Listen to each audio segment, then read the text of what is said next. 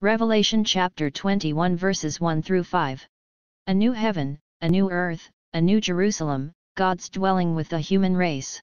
No more death, I will make all things new. Then I, John, saw a new heaven and a new earth. The former heaven and the former earth had passed away, and the sea was no more. I also saw the holy city, a new Jerusalem, coming down out of heaven from God, prepared as a bride adorned for her husband. I heard a loud voice from the throne saying, Behold, God's dwelling is with the human race. He will dwell with them, and they will be his people, and God himself will always be with them as their God. Tear from their eyes, and there shall be no more death or mourning, wailing, or pain, for the old order has passed away. The one who sat on the throne said, Behold, I make all things new. Chapter 21 verses 1 and 2, The New Creation. John has seen the doom of the wicked, and now he sees the bliss of the blessed. The dream of a new heaven and earth was firmly planted in Jewish tradition. Behold, said God to Isaiah, I create new heavens and a new earth, and the former things shall not be remembered or come into mind. Isaiah speaks of the new heaven and the new earth which God will make, in which life will be one full act of worship. This notion is equally strong between the New and Old Testament Jewish writings of Enoch. I will transform the heaven and make it an eternal blessing and light, and I will transform the earth and make it a blessing. There will be a new creation accomplished which will endure to eternity. The first heaven will pass away, and the new shall appear, the light of heaven will be 7 times brighter, and the new creation will last forever. The Mighty One will shake creation only to renew it. God will renew his creation. The picture is always there, and its elements are always the same. Sorrow is to be forgotten. Sin is to be vanquished. Darkness is to be at an end. The temporariness of time is to turn into the everlastingness of eternity. This continuing belief is a witness to 3 things.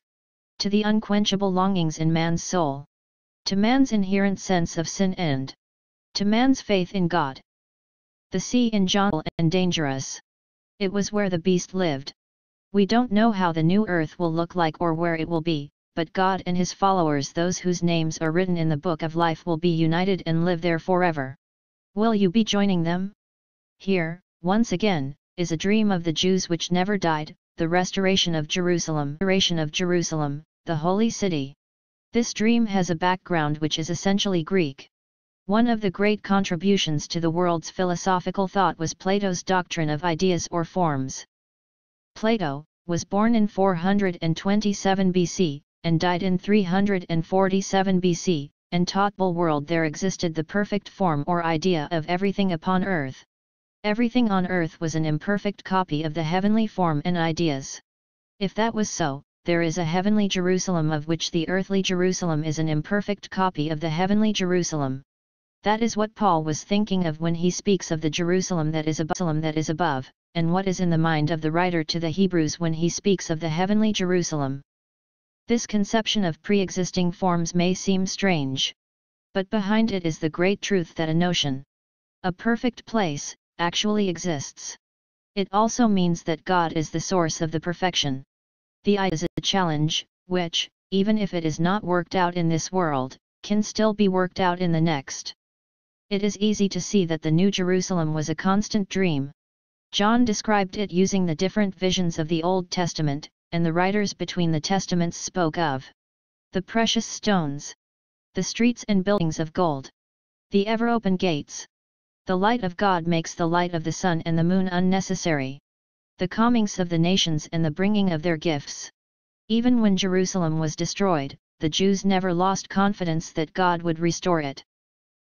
Behold, the dwelling of God is with men. He will dwell with them, and they shall be his people, and God himself will be with them. This is the fulfillment of the prophecies that foretold the intimate union of God with the chosen people in the era of salvation.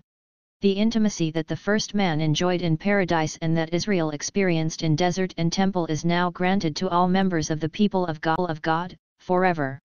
This relationship has been stated in Revelation chapter 7 verses 15 to 17.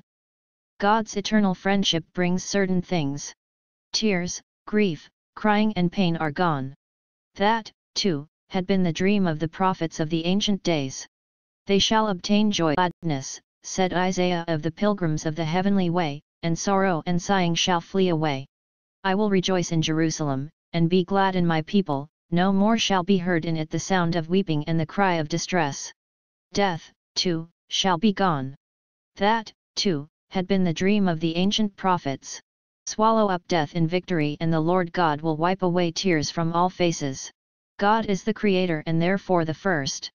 The Bible begins with the story of God's creation of the universe.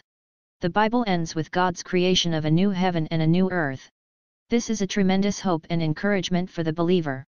I am Alpha and Omega, the beginning and the end. Again John is hearing the voice that the great prophets had heard, I am the first, and I am the last, besides me there is no God.